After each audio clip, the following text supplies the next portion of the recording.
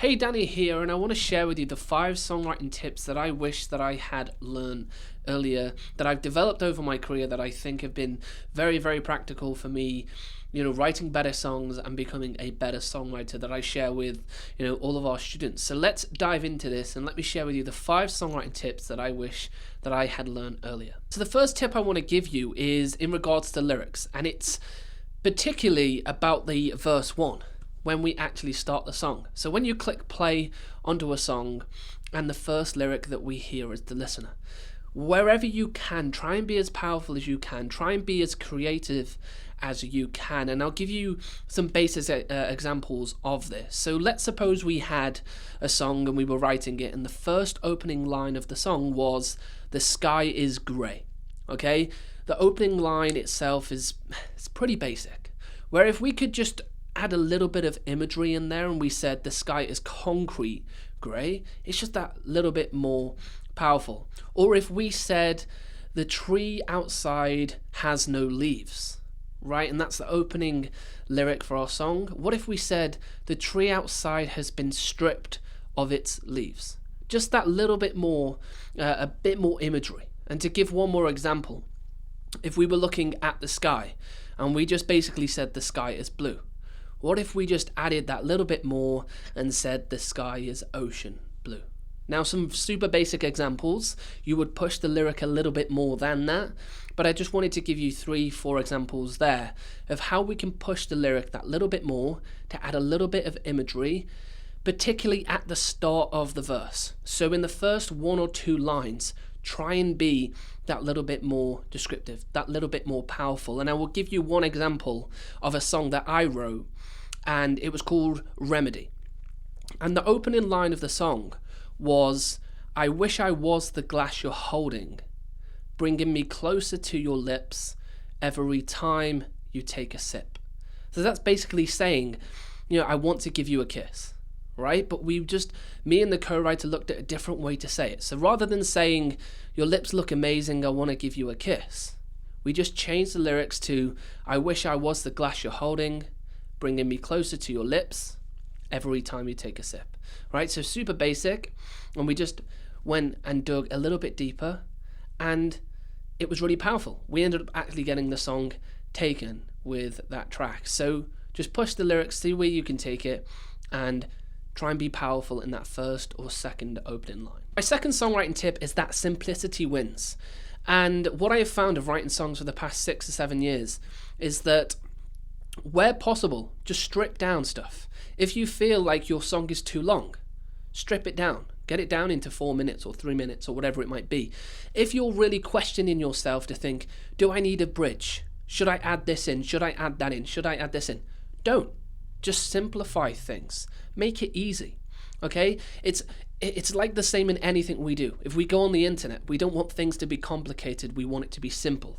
If we go to a shop to buy things, if everything was messy and we didn't know where to go, that would be complicated and therefore wouldn't be simple. Therefore, we wouldn't necessarily be happy. Okay? Because we'd be struggling to find things. Songwriting itself, fundamentally, is not any different. Where you can simplify things, structurally, lyrically, melodically, chord progression wise, musical elements like production, rhyming, whatever it might be in any kind of context of a song, try and simplify things. My third songwriting tip, and this is a really important one, it's repetition is your best friend. Okay, repetition is not going to do you any harm. Repetition you should be utilizing to the best of your ability. Now, if you do write folk music, there is a little bit of an exception for you, because traditionally we don't repeat too much in a folk song. We tend to just have verses that are continually different. But still in folk music, you can repeat melodies, maybe not so much the lyric. But in any other genre, repetition, you can quite literally just take a chorus, repeat it. You take the verse melody, and from verse 1, you repeat it into verse 2. Okay? Maybe you've got a post-chorus hook. Repeat it. Don't be afraid to repeat and repeat and repeat. Okay? For example, you could have up to 6 choruses in your songs of the same thing, because it's going to cement it in a listener's head. If you want to have your songs sang in a field at a festival, let's suppose you had 100,000 people at a festival, nobody knew who you were, and nobody's heard your music. The only way you're going to get those people to sing back to you is if you repeat things back enough. Okay? And that ties into simplicity as well. So if you're repeating things quite regularly in a song, so let's say you've got 4 or 5 choruses and you are really simple, and let's just say you have an O hook, oh, something like that, right? And you did that repeatedly, then guess what you've got? Repetition, simplicity, and you've got an audience of no one who knows who your songs are, but you can entice them in that little bit quicker because you have just done some of the pure basics of songwriting. Tip number 4 is don't rhyme where you don't need to, okay? Don't force your rhyme. My biggest tip I can give to you on this is only rhyme in your songs when it feels like it needs it. Okay, you will get better as you become, more accomplished as a songwriter and you write more regularly. When I write a song now, I don't really think that I need to rhyme this particular section or I need to rhyme here or here. I will just write the lyric, and my second thought then is rhyme. I don't really care about rhyme. Rhyme only happens when it feels like it should happen. It just seems to come to me. Like, oh, I should rhyme here.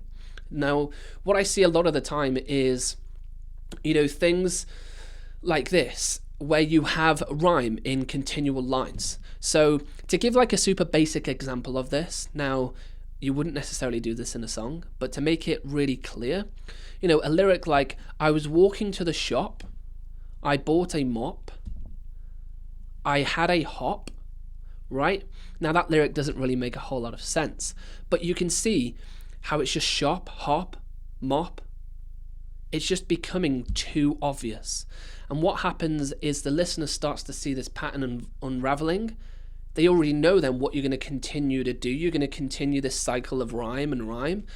And because they know where it's going, there's a good chance they're then going to leave the song. It's like watching a movie. If you know the ending of the movie, it's not going to really have the same experience for you. So therefore, try and not, give everything away when it comes to rhyme. Try and hold your, cards closer to your chest and be a little bit less obvious, and only rhyme when you feel it needs to. A great tip for you to use is somewhere like RhymeZone. So it's a website. If you go on the internet, type in RhymeZone, you can type in words and it will give you, all of the rhymes that you will need. And it will also allow you to stop being so obvious with your rhymes, because you can go on there and you can click near rhymes, and then it will give you a load of words that are near to a rhyme but not 100% rhyme, and that can be really powerful. It can make you be, again, a little bit more creative with the rhyming structure and pattern. My tip number 5 is don't write for writing's sake. Now, you've probably not heard this one before. This is one that is really important for me. I don't want you to write songs just because you want to write a song. What is the point in doing that? Because you know what's going to happen? You're going to have that song and you're more than likely going to have it sat on a hard drive. It's going to do nothing because you haven't really written for anything in particular. Okay? It's like driving a car without really any end destination. You don't really know where you're going to go with it. And if you're an accomplished songwriter or you feel you can write a good song at this point, you don't need to keep writing and writing and writing. What you do need to do is write with an end goal in mind, because that's what's going to make you better. The amount of times where I have written a song for a brief or an opportunity and someone has said to me, we need a song like this for this particular artist, I feel like my songwriting goes to a whole new level because I'm writing for something that is tangible, that I know someone else is going to listen to, and that someone else is going to, perceive as either really good or not so great. So I probably overanalyze everything and look at it and think, right, does this lyric really make sense? Does this structure sound about right? Does this production, and so on. So I end up writing better songs. So I don't need to write quantity. I'm therefore just writing quality.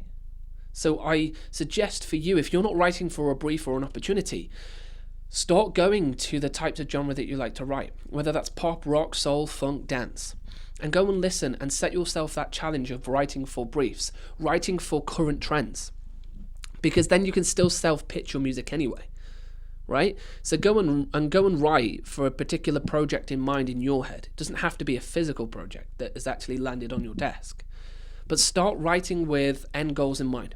Don't write just for the sake of it, because I can guarantee it'll just be this cycle and cycle and cycle.